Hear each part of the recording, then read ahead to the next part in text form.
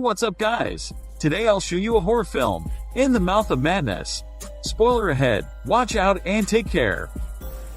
Someday in New York City, while struggling and keeping claiming that he's not gone insane, a special patient, Trent, is dragged to a psychiatric hospital and put into confinement, where he begins to draw mysterious symbols on the wall in his clothes. The psychiatric doctor visits this special patient later, and Trent recounts his whole story before that. Trent, as a freelance insurance investigator, has solved many tough cases for an insurance company. As a result, the owner asks Trent to investigate a claim by his largest insured publishing company. During their conversation, however, Trent is attacked by a man, breaking the glass window with an axe, and asking him if he reads Sutter Kane's novel. But fortunately, the man is shot dead by a police officer before he can harm Trent. Later that night, the TV news reports the big chaos caused by Kane's crazy fans, who are fighting on the street to get his newly released book. However, Trent doesn't want to take the chaos seriously, which he believes is just a stunt planned by the publishing company to promote the sales. On his first day of investigation, Trent meets the publishing director, who explains that their superstar horror novelist Sutter Kane disappears with a novel unfinished, and the assaulter he met yesterday is actually Kane's agent, who went insane and attacked people after reading his books. The director demands Trent find out the missing novelist and recover the manuscript for the final novel.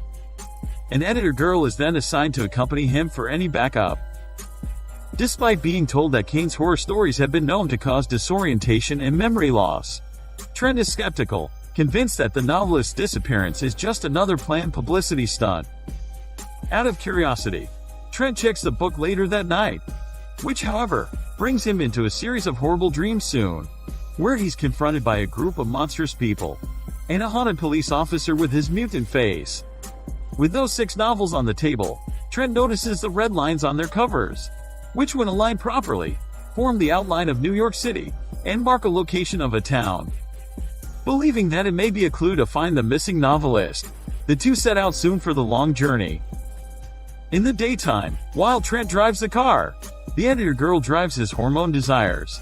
In the nighttime, while the editor girl drives the car in turn, Trent fake sleeps to drive her hormone desires, causing her to crash into a cyclist with a horrible mutant face, who however, recovers to normal soon, and leaves into the dark. They continue their way later, but only find that the car is floating high up in the sky, and headed to a dark tunnel, before they arrive at the other side in daylight. But to her surprise, Trent seems unable to recall anything that happened last night. In huge confusion, the editor girl insists on switching with Trent, thinking that she's more skilled to drive hormone, rather than the car. They soon reach the small town, but only discover that there are few inhabitants around. Realizing people and the landmarks there are exactly the same as those depicted in the horror novels, the editor girl is convinced that they have been brought into the novel plots. Trent, however, believes that this whole place is just a theme park, merged with the novel elements intentionally, to promote sales of those novel series. Right during their argument, they happen to see some town folks gather up before the church with weapons, and demand to return their children.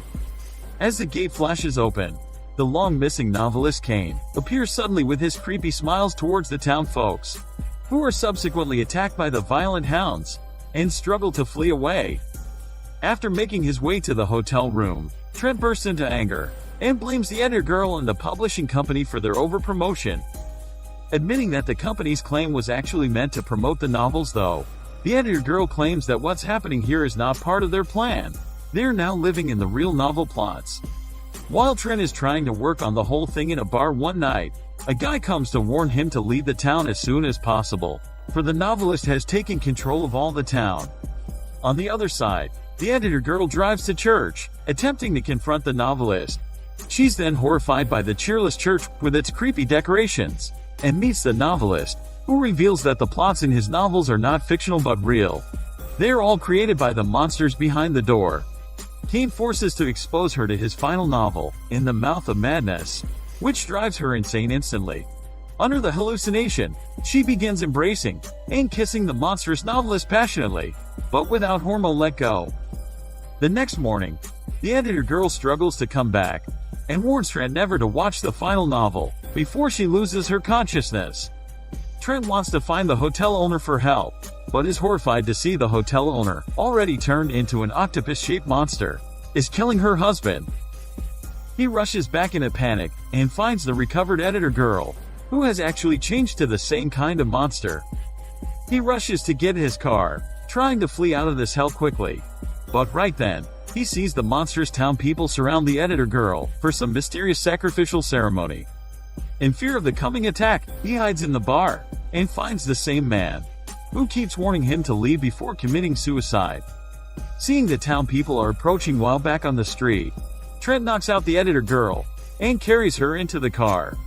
He then races out quickly. Moments later, however, he's stopped by the same bizarre cyclist on the way. He gets out for check, but only gets frightened to find the monstrous editor girl. What's worse, later he discovers that no matter how hard he tries, he's repeatedly teleported back to the center of town. With no better choice, he runs the car at its full speed towards the monsters, but ends up crashing the car and losing his consciousness. Trent awakens inside the church with the editor girl. The novelist explains that the public's belief in his stories would free an ancient race of monstrous beings, which will reclaim the earth eventually. What's more, Trent is also one of his characters in the novel, and his mission is to follow the plot and return the manuscript of In the Mouth of Madness to the publishing company, furthering the end of humanity. It's also revealed that his agent, who wanted to kill Trent previously, had read the final manuscript and intended to stop Trent from taking it back for publishing. The novelist tears his face open, showing a dark tunnel and roaring monsters inside. Trent gets the manuscript from the editor girl and races down the hall with the monsters close on his heels. He trips and falls, then suddenly finds himself lying on a country road in the daytime, revealing that he's brought back to reality. He drops the manuscript before taking a ride back to the city, but only finds that it's soon sent back to him by mail. Believing that it's a real evil curse right now, he burns it into ash quickly. Later, as Trent tells the company director his adventures in that town, and warns him not to publish that novel, to his shock, the director tells him there's no such editor girl in the company. He's just sent alone to find Kane, and the manuscript was delivered by him months earlier. What's more, the novel In the Mouth of Madness has been on sale for weeks, with a film adaptation in its post-production. On the street, while encountering a reader of the newly released novel, who's bleeding from his mutant eyes, Trent kills him with an axe, just like the agent did previously. He then gets arrested for insanity and sent to the hospital. After Trent finishes telling his story, the psychiatric doctor, however, judges it a meaningless hallucination. Later that night, some unknown big chaos seems to happen outside the asylum. The following morning, Trent wakes to find the city trashed and people all gone. It's shown that the world has been taken over by monstrous creatures. Trent comes to a theater, where he's horrified to discover that he's the main character in a film. He laughs hysterically, as he sees Daniel C.C. is narrating his film, In the Mouth of Madness. This is Daniel C.C. Movie Channel. Peace out.